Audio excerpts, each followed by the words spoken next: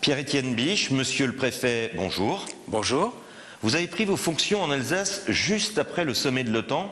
Alors quels sont les événements marquants selon vous de vos 17 premiers mois en Alsace ? Eh bien, effectivement, cette prise de fonction, pratiquement le lendemain du sommet de l'OTAN, était marquante parce que, avant de rejoindre l'Alsace, je voyais comme tout téléspectateur français le déroulement de ce splendide événement, parce que je crois que fondamentalement, ça a été un très bel événement international, mais en même temps, j'étais frappé tout de suite par le ressenti de la population strasbourgeoise et la violence de certaines images. Le gouvernement et le chef de l'État souhaitaient absolument que les dommages causés soient réparés rapidement et correctement.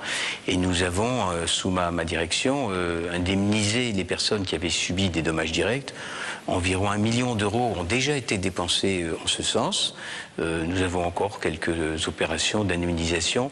Je dirais que profondément, les choses se sont bien passées et les responsables et élus locaux avaient à cœur de contenir, de maintenir l'image d'une ville capable d'accueillir des événements internationaux. Donc c'est à cela qu'on travaille maintenant. On est tourné vers l'avenir et l'avenir, ça veut dire s'assurer que les capacités d'accueil d'une ville comme Strasbourg peuvent être modernisées pour continuer à jouer ce rôle. Parce que sans le rôle international, je pense que Strasbourg perdrait beaucoup. Et donc c'est une carte qu'il faut maintenir, c'est de l'intérêt de tout le monde. Alors ça n'a quand même pas dû être simple pour le représentant de l'État que vous êtes, puisque en Alsace, un actif sur 5 fait partie de la fonction publique, et désormais, depuis votre arrivée, seul un départ sur 2 est remplacé. Ça n'a pas généré de tensions, de soucis ? Ce sont des chiffres qu'il faut bien distinguer l'un de l'autre. Vous avez raison, la fonction publique ici est importante, mais le nombre de gens qui partent en retraite est pas du tout dans les mêmes proportions. À titre d'exemple, si je réunis la préfecture du Bas-Rhin et du Haut-Rhin il y a 2 ans, c'est à peu près 800 fonctionnaires qui travaillent ensemble dans ces 2 préfectures. Et sur une période de 3 ans, il y a 60 emplois qui ne seront pas reconduits. Alors parlons de votre ressenti. Puni par les gouvernements de gauche, oublié par les gouvernements de droite, l'Alsace se pense toujours la région la plus mal aimée de l'État. Est-ce qu'elle a des raisons de le croire ? Écoutez, moi, il se trouve que par le hasard des choses, je suis moi-même d'origine alsacienne, j'ai moi-même fait mes études supérieures ici, donc j'ai un petit peu fréquenté la région. Je ne prétends pas la connaître dans ses ressorts les plus intimes, mais j'attache beaucoup d'importance à son passé historique. Et je crois que la succession des annexions, l'importance de l'impact linguistique, le fait qu'un certain nombre de nos aînés ont été mis en situation particulièrement difficile à l'occasion de ces changements successifs, ont joué un rôle important. Je rappelle que le rapport à Paris est une constante de pratiquement toutes les provinces françaises qui disent que Paris les regarde de haut ou les oublie. Donc je crois qu'il faut relativiser tout cela. Moi, ce que je vois, c'est aujourd'hui une Alsace qui a des traditions très profondes, en particulier dans les zones rurales, les zones du Piémont, les zones vosgiennes. Il suffit de partager à certaines occasions la vie de nos concitoyens dans ces villages pour voir vraiment la force des traditions qui sont importantes et que tout le monde non seulement respecte mais admire.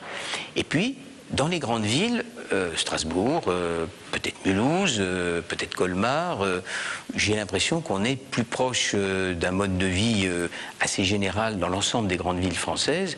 Et là, ce à quoi il faut s'attacher, c'est pas de savoir si on a été mal aimé par la droite ou mal aimé par la gauche. Je crois que c'est pas le sujet.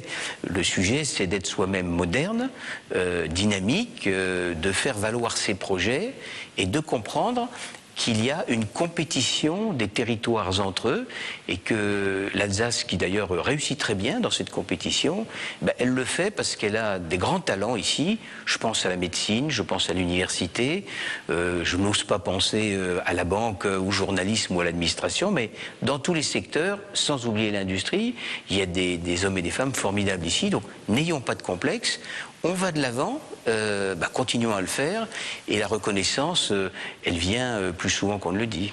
Alors ça doit quand même pas être simple de les comprendre, les Alsaciens. Ils sont plus écolos que les autres, mais ils veulent pas d'éoliennes. Plus industrialisés, mais ils bloquent 2 zones parce qu'il pourrait y avoir des hamsters. Comment vous arbitrez ces dossiers-là ? Je crois qu'il faut d'abord beaucoup beaucoup sortir, beaucoup écouter, beaucoup parler. Je fais partie de ces gens qui, entre guillemets, votent avec leurs pieds.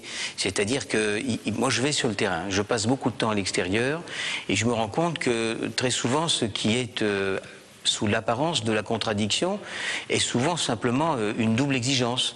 C'est vrai que le métier d'administrateur, de manager public, n'est pas un métier très simple, mais enfin, un chef d'entreprise ne fait pas non plus un métier simple, un mécanicien de talent qui règle un moteur complexe non plus, donc ne faisons pas des montagnes de choses simples, il faut bien faire son métier, je dirais aimer son peuple, aimer son territoire et parler aux gens. Et puis, comme je dis souvent en forme de boutade, après il reste la nuit pour travailler. Monsieur le préfet, Pierre-Étienne Biche, merci. Je vous en prie, merci.